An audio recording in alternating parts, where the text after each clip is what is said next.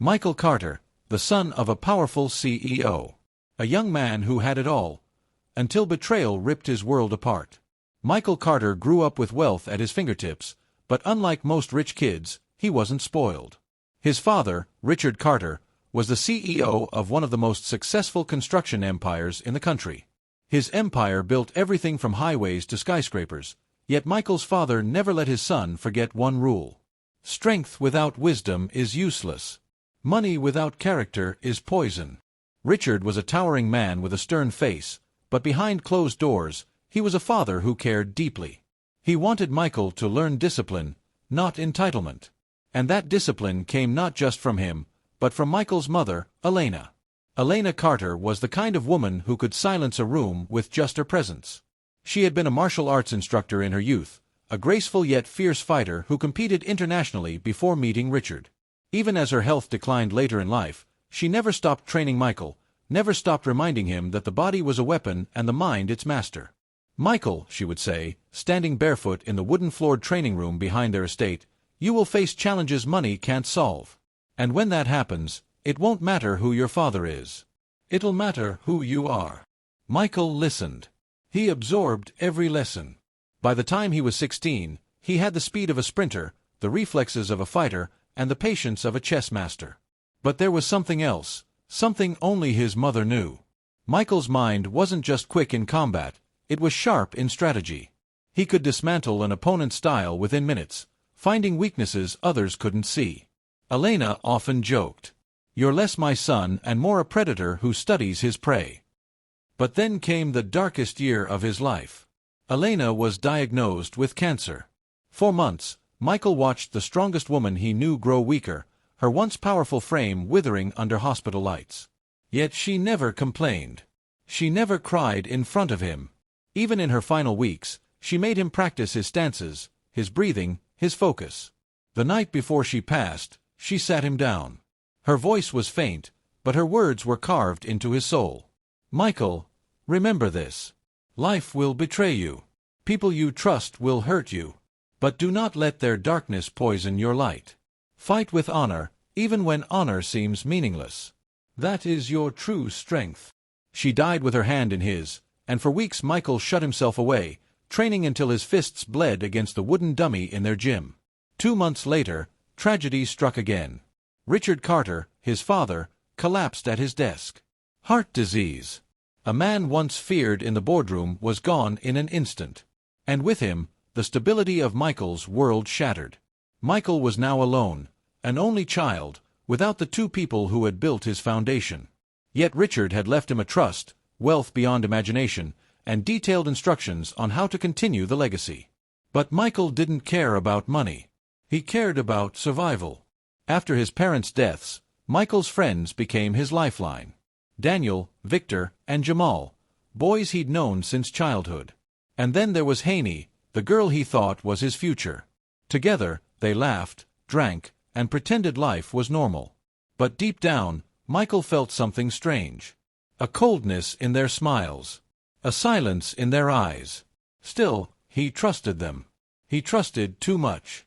What his friends didn't know was that Michael had two legacies: the fortune his father left him and the skills his mother had given him. He wasn't just a rich heir, he was a fighter forged through pain, trained to endure.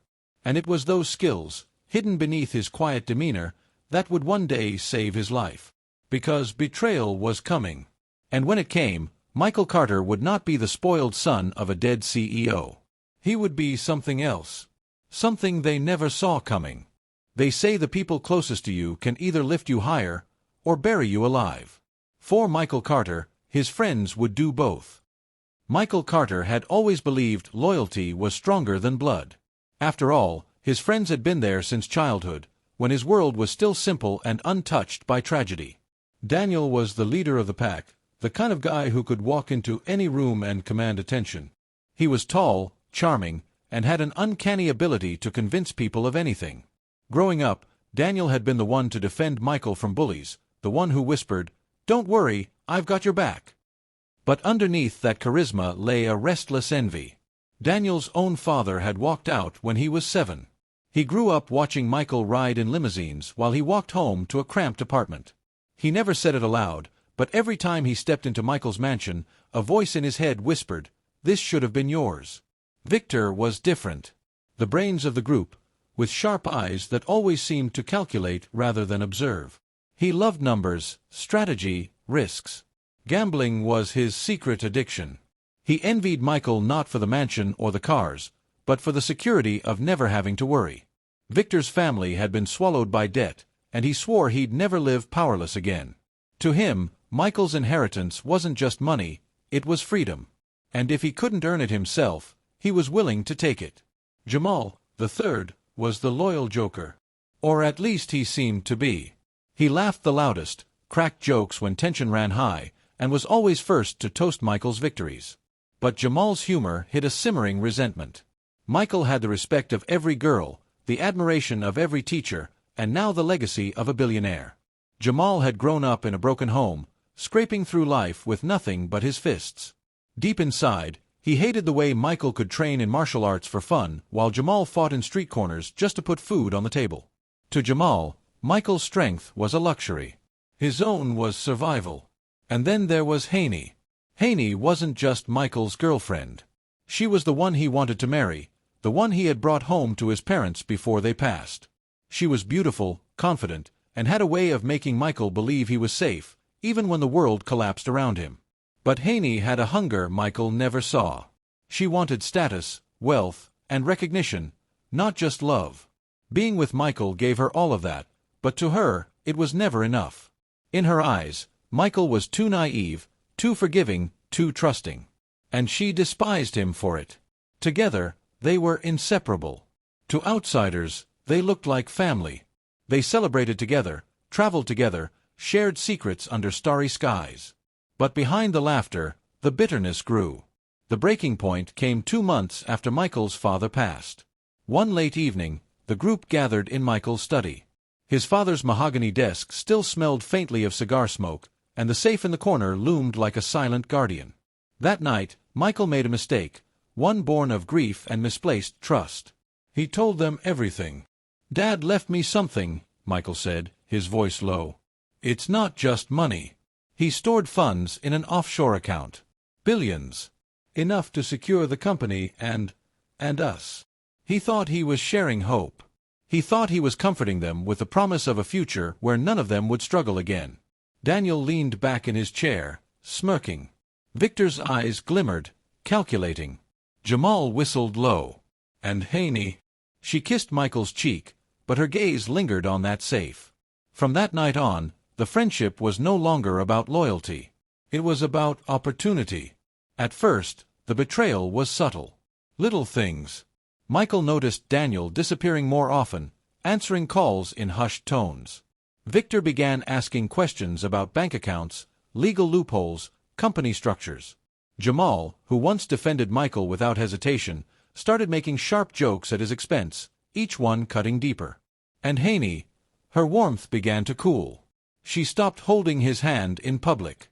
Her kisses grew shorter, her laughter forced. When Michael asked if something was wrong, she would smile and say, "You're imagining things." But Michael wasn't imagining.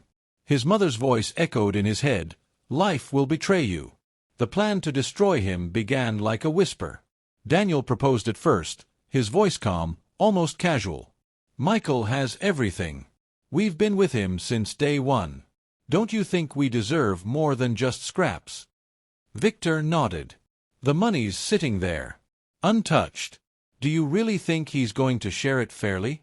He'll play the noble son, but in the end, it'll all be his." Jamal slammed his fist on the table. "I'm tired of living in his shadow. Every time someone looks at us, they see him. Not us. Him. I'm done." And then Haney, the one who should have defended him, whispered the final nail. "I know a way." The plan was vicious. They would frame him.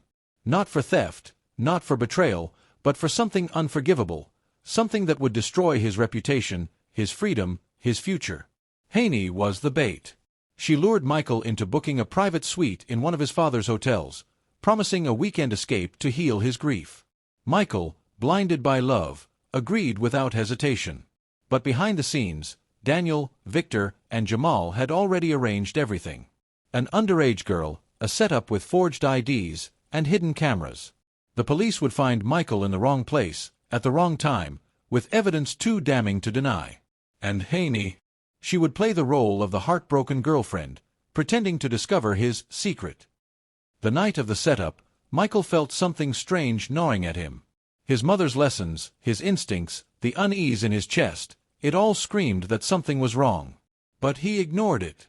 When the door burst open and the police stormed the suite, Michael's world collapsed. "Michael Carter, you're under arrest."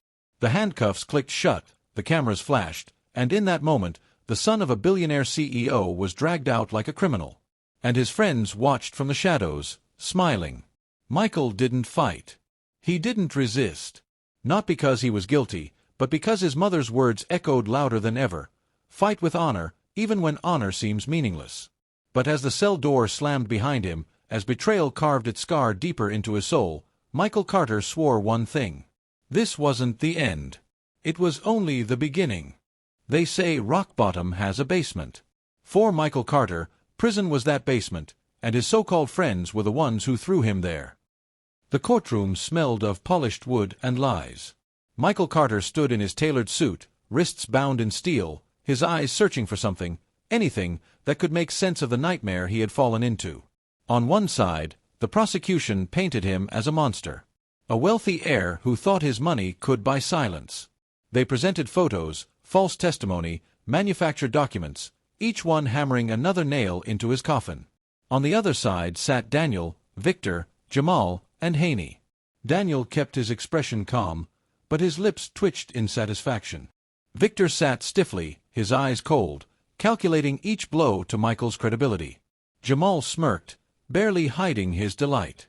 And Haney wept crocodile tears, dabbing her eyes with a silk handkerchief as though she were the true victim.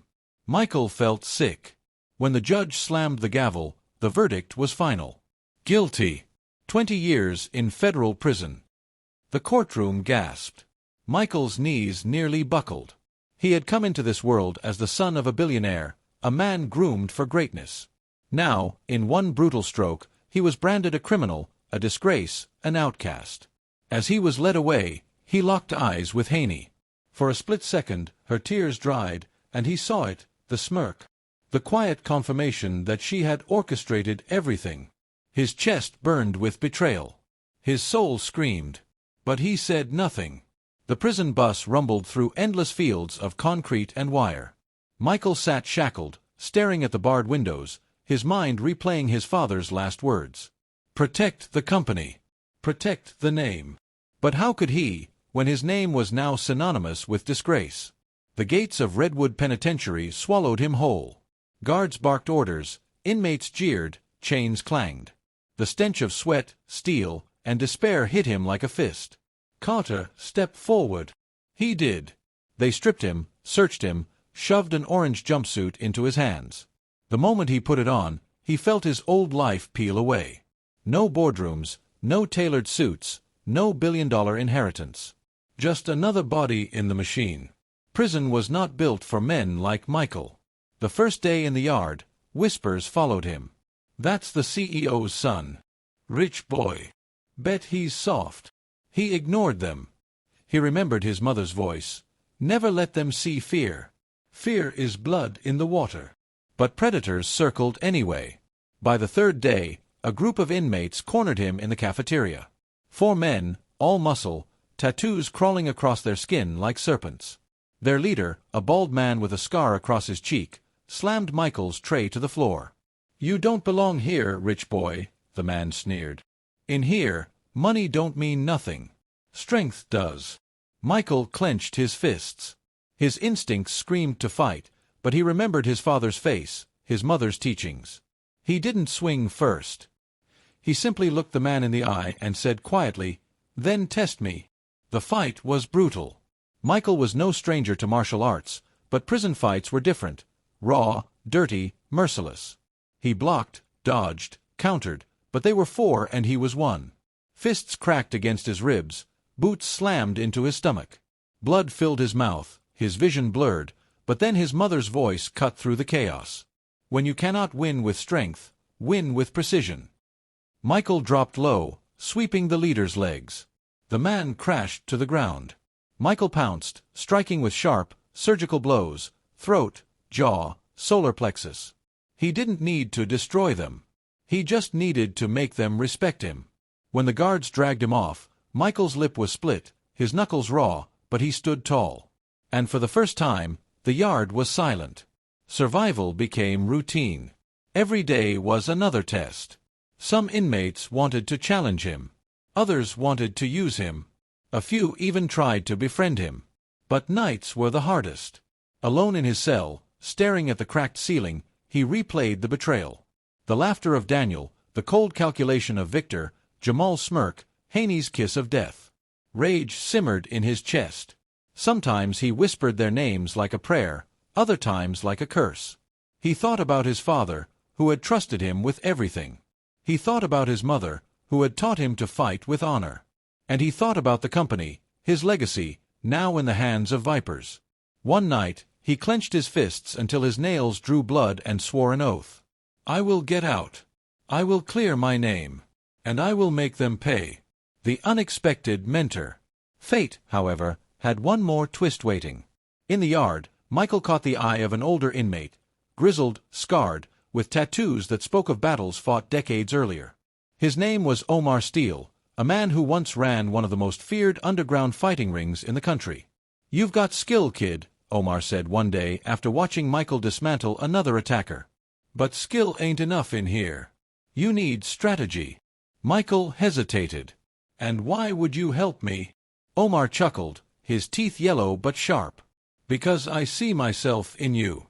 Wrong place, wrong people, wrong betrayal. And because when you get out of here, you'll owe me." From that day forward, Omar became his shadow. He taught Michael how to read people, not just fists, but eyes, posture, intention. He drilled him in endurance, in pain tolerance, in the mental game of survival. "Fighting," Omar said, "ain't about who throws harder. It's about who refuses to stay down." Michael listened. He learned. And he grew. Months passed. Michael had earned respect, but respect was dangerous. It attracted enemies. One evening, as the yard was being cleared, he was ambushed. 4 men again. This time, knives glinted in their hands. They circled him like wolves, their leader snarling, "The rich boys had it too easy. Time to bleed." Michael's heart pounded, but his mother's lessons and Omar's training fused into instinct. The first lunged. Michael sidestepped, slamming the man's wrist against the concrete wall until the knife clattered. He grabbed it, spun, and pressed it against the second attacker's throat. Chaos erupted. Fists flew, blades slashed. Michael's body moved like a storm, every strike precise, every block fueled by rage. He didn't just fight to survive this time. He fought to prove that betrayal hadn't broken him. When it was over, 2 men lay groaning on the ground, one crawled away bleeding, and the fourth didn't get up at all. The guards swarmed in, dragging Michael off, but the yard knew the truth. Michael Carter was no prey. From that night forward, Michael wasn't just another inmate. He was the lion. The man who fought like he had nothing to lose, but carried himself like a king stripped of his crown. Even the guards treated him differently, some with respect, others with fear. But in prison, reputation was everything. And Michael used his like a weapon. Still, when the lights went out and silence fell, he lay awake, staring at the shadows. His friends thought they had buried him. But they had forged him instead. One morning, during mail call, a letter arrived. No name, no return address, just a single line scrawled across the paper. "The truth always finds the light. Be ready." Michael stared at the words, his pulse quickening. Someone out there knew. Someone out there believed him. For the first time in months, hope flickered. And hope, in prison, was more dangerous than any blade. Michael Carter had been in Redwood Penitentiary for 6 years. 6 years of sharpened skill, hardened will, and silent rage. He no longer looked like the billionaire's son who walked into that courtroom. His frame was thicker, carved from endless push-ups and prison fights. His eyes were colder, harder, trained to pierce lies. His hands, once meant for signing contracts, were scarred from survival. But the letter, that single mysterious line kept echoing. The truth always finds the light. Be ready. Who had sent it? And why now? The answer came in the form of attorney Grace Holloway, a relentless defense lawyer known for taking impossible cases. She visited Michael in the visiting room, a sharp woman in her 40s with dark hair pulled into a bun and eyes that burned with conviction. "Mr. Carter," she said, sliding a folder across the table, "I've been reviewing your case. There are inconsistencies, evidence tampered with, testimonies that don't add up, and money trails, dirty ones, that lead straight to your former partners." Michael's heart pounded. He leaned forward. "You can prove it." She smirked. "If I couldn't, I wouldn't be here." Grace laid out the plan. They would appeal the case, expose the fabricated evidence, and drag Daniel, Victor, Jamal, and Haney into the light. But she warned him, "This won't be easy. They're powerful now. They've used your absence to seize control of your father's empire. The company is unrecognizable, broken into pieces, swallowed by corruption. They've built an empire of lies." Michael's jaw tightened. "Then I'll burn it to the ground." But Grace shook her head. "No. You won't destroy it. You'll take it back." The courtroom was different this time. Michael walked in, no longer in chains but in a simple gray suit. The world hadn't seen him in 6 years. Reporters swarmed, cameras flashed, whispers spread like wildfire. "Is that really him? The fallen heir? Why reopen his case now?" On the opposing bench sat his betrayers. Daniel wore a polished smile, Victor's jaw was set like stone, Jamal oozed arrogance, and Haney, elegant as ever, tilted her head, feigning innocence. But Michael saw through them. He always had. Grace shredded the prosecution's case. She revealed doctored bank records, exposed falsified testimony, and presented forensic evidence proving Michael had been framed. Each revelation struck like a thunderclap. By the time she was done, the jury wasn't looking at Michael anymore. They were glaring at Daniel, Victor, Jamal, and Haney. The verdict rang out like justice itself. "Not guilty." The courtroom erupted. Michael stood tall, free at last, but freedom was just the beginning. Michael stepped back into the world with nothing but scars and a name to reclaim. His family mansion was gone, sold off by the board to cover fabricated debts. His inheritance stolen. His reputation shattered. But Michael didn't want money. He wanted truth. And truth, he knew, would be his greatest weapon. He went underground first. Old allies, those his father had trusted, emerged from the shadows when they saw he had returned. Men and women who had stayed silent under the betrayal, waiting for the rightful heir. With their help, Michael rebuilt his foundation. A network of loyalists. Access to hidden funds his father had secured. And most importantly, information. Because information, as his mother once taught him, was sharper than any blade. Michael didn't storm back into his old empire. He dismantled it piece by piece. Victor was first. The numbers man had turned into a greedy wolf, laundering money through offshore accounts. Michael leaked the evidence anonymously to regulators. Within weeks, Victor was dragged into court in handcuffs, screaming about conspiracies. Next came Jamal, who had risen to fame as a flashy public figure, basking in wealth stolen from Michael's family. But beneath the flash, Jamal was rotten. Michael set a trap, exposing his dealings with cartels and black market trades. Jamal's empire crumbled overnight, his name disgraced on every headline. Then there was Daniel. Always calm, always calculating. Daniel had wormed his way to the top, positioning himself as the savior of the Carter Empire while quietly bleeding it dry. Michael knew Daniel would be the hardest. But Haney, oh, Haney was different. She hadn't just betrayed him. She had broken him. One night, Michael confronted her. She was in a glass tower office overlooking the city, wearing diamonds that glistened like daggers. "Michael," she whispered, her lips curving into a cruel smile. "I wondered when you'd crawl back." He said nothing at first, just studied her. The woman he had once loved, the woman who had testified against him with tears in her eyes, now standing unmasked. "Why?" he finally asked, voice low, trembling with fury. "Why betray me?" Haney laughed softly. Because you were too perfect, too strong, too untouchable. Men like you think the world bends for them. I wanted to watch it burn." Her words cut deeper than prison bars ever could. Michael's jaw tightened. "Then watch closely, Haney. Because the fire you lit is coming for you." Daniel didn't wait. He struck first. His men came for Michael in the dead of night, armed, ruthless, determined to silence him before his empire crumbled. But Michael wasn't the naive heir they once framed. He fought like a lion, every move precise, every strike fueled by 6 years of rage. The battle spilled into the heart of the city, through alleys, rooftops, abandoned warehouses. By the time Michael cornered Daniel, both were bloodied and battered. "You should have stayed gone," Daniel spat, clutching a broken arm. Michael loomed over him, eyes burning. "You should have finished me when you had the chance." With one final blow, Daniel fell. The Carter Empire was his again. But Michael knew power was a cycle. Today him, tomorrow another vulture. Months later, Michael stood at his father's grave, the wind tugging at his coat. "I did it," he whispered. "I cleared our name. But it cost everything." He thought of Victor, rotting in prison. Jamal, disgraced. Daniel, broken. Haney, vanished into the shadows.